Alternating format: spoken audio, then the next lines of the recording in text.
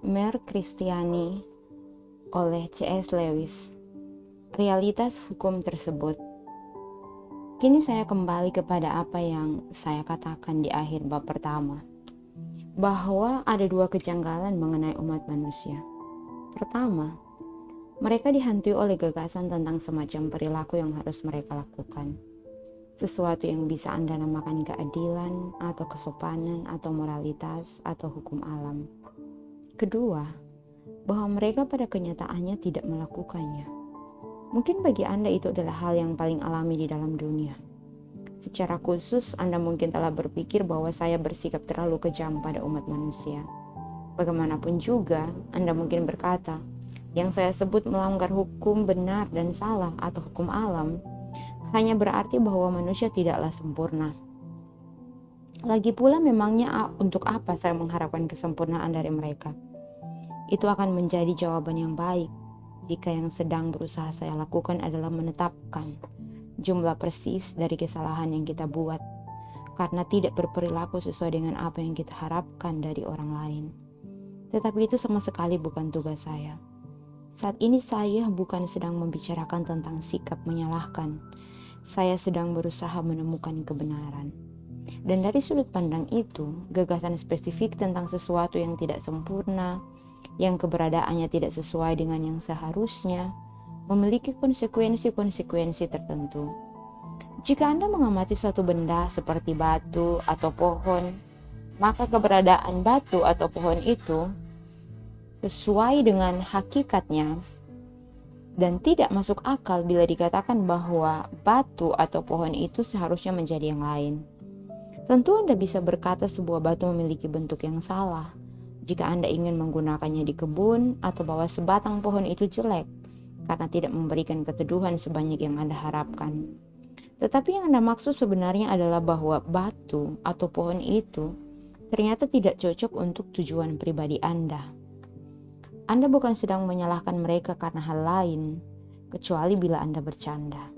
Anda sungguh-sungguh tahu bahwa dengan cuaca dan tanah yang ada, pohon itu tidak mungkin menjadi berbeda. Apa yang kita sebut sebagai pohon yang jelek berdasarkan sudut pandang kita sedang mematuhi hukum-hukum alamnya, seperti halnya sebatang pohon yang baik. Nah, sudahkah Anda memahami konsekuensinya? Ternyata apa yang biasanya kita sebut hukum-hukum alam, cara kerja cuaca terhadap sebatang pohon misalnya, mungkin saja bukan benar-benar merupakan hukum dalam pengertian yang mutlak, melainkan hanya dalam gaya bicara. Ketika Anda berkata bahwa batu-batu yang jatuh selalu mengikuti hukum gravitasi, bukankah ini sama saja dengan mengatakan bahwa hukum itu hanya berarti apa yang selalu dilakukan oleh batu-batu? Anda tidak benar-benar berpikir bahwa ketika sebuah batu dilepaskan, batu itu tiba-tiba ingat bahwa ia diperintahkan untuk jatuh ke tanah. Yang Anda maksud hanyalah bahwa kenyataannya batu itu jatuh. Dengan kata lain, Anda tidak bisa yakin bahwa ada sesuatu selain fakta-fakta itu sendiri. Suatu hukum tentang apa yang seharusnya terjadi, yang berbeda dengan apa yang memang terjadi.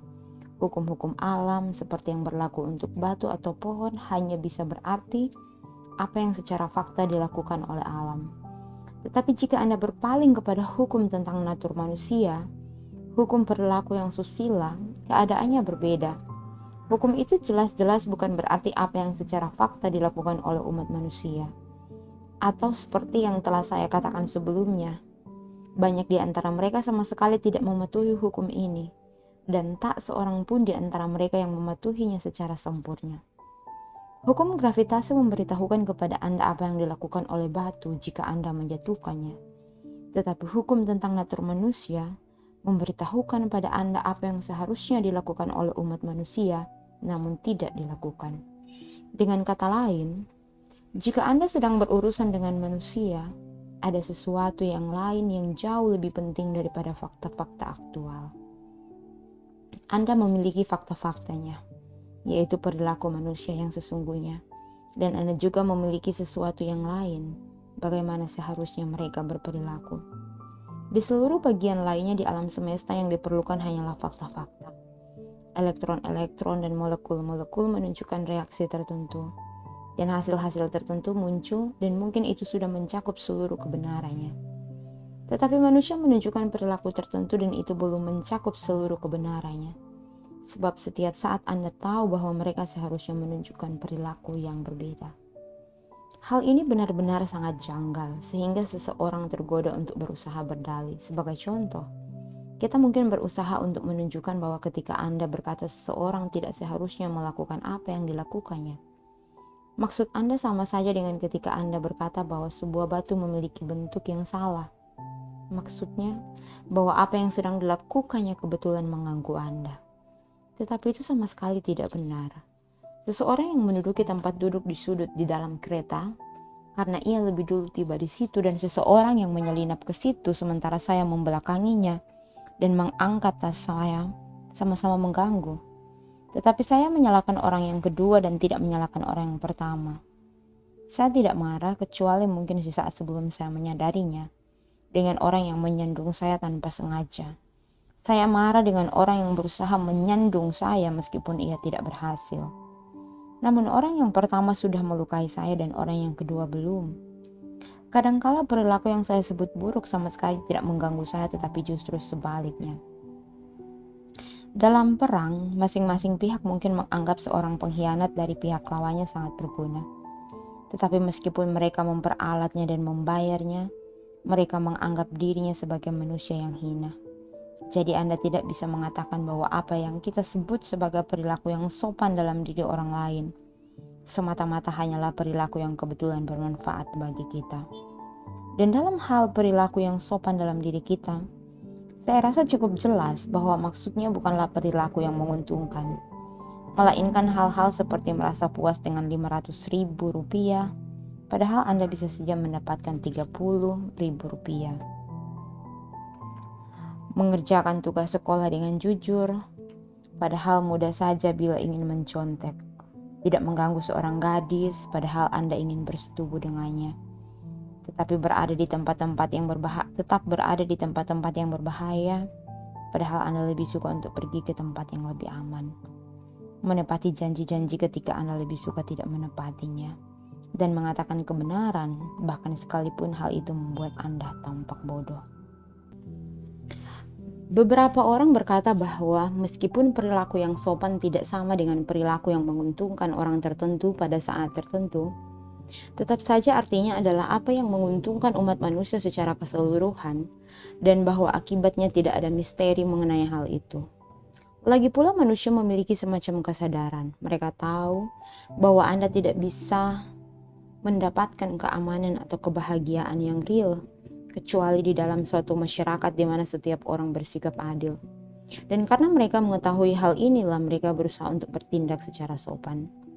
Nah, tentunya tepat sekali bahwa keamanan dan kebahagiaan hanya bisa berasal dari individu-individu, kelas-kelas, dan bangsa-bangsa yang bersikap jujur dan adil dan penyayang terhadap satu sama lain.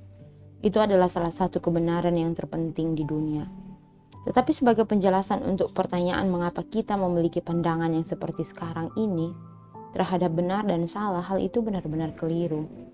Jika kita bertanya mengapa saya harus bersikap tidak egois dan Anda menjawab, karena itu baik untuk masyarakat, maka kita mungkin bertanya, untuk apa saya harus peduli pada apa yang baik bagi masyarakat, kecuali jika hal itu ternyata menguntungkan saya secara pribadi? Dan kemudian Anda akan perlu mengatakan kecuali Anda tidak boleh egois, yang hanya membawa kita kembali ke pertanyaan semula. Anda sedang mengatakan apa yang benar tetapi Anda tidak bisa melanjutkan. Jika seseorang bertanya apa tujuan bermain sepak bola, tidak ada gunanya mengatakan supaya bisa mencetak gol. Sebab berusaha mencetak gol adalah permainannya, bukan tujuan permainannya. Dan Anda akhirnya hanya akan berkata bahwa sepak bola ya sepak bola, yang mana hal itu memang benar tetapi itu tidak perlu diucapkan. Sama halnya jika seseorang bertanya apa tujuan berperilaku secara sopan. Tidak ada gunanya menjawab supaya berguna bagi masyarakat. Sebab usaha untuk menolong masyarakat atau dengan kata lain untuk bersikap tidak egois, karena bagaimanapun juga masyarakat hanya berarti orang lain, merupakan salah satu aspek dari perilaku yang sopan. Jadi sebenarnya Anda hanya sedang mengatakan bahwa perilaku yang sopan adalah perilaku yang sopan. Itu sama saja dengan mengatakan manusia seharusnya tidak egois. Dan itulah sebenarnya yang ingin saya katakan. Manusia seharusnya tidak egois, seharusnya bersikap adil. Bukan karena manusia tidak egois, bukan karena mereka suka bersikap tidak egois, melainkan karena memang mereka seharusnya demikian. Hukum moral atau hukum tentang natur manusia bukan sekedar fakta tentang perilaku manusia seperti halnya hukum gravitasi atau mungkin sekedar suatu fakta tentang bagaimana reaksi objek-objek yang berat. Sebaliknya, bukan juga semata-mata suatu imajinasi. Sebab kita tidak bisa membuang gagasan itu dan sebagian besar hal yang kita katakan dan pikirkan tentang manusia akan direduksi menjadi omong kosong jika kita bisa membuangnya. Dan hukum moral juga bukan sekedar suatu pernyataan tentang bagaimana seharusnya manusia berperilaku yang kita harapkan demi kenyamanan kita sendiri.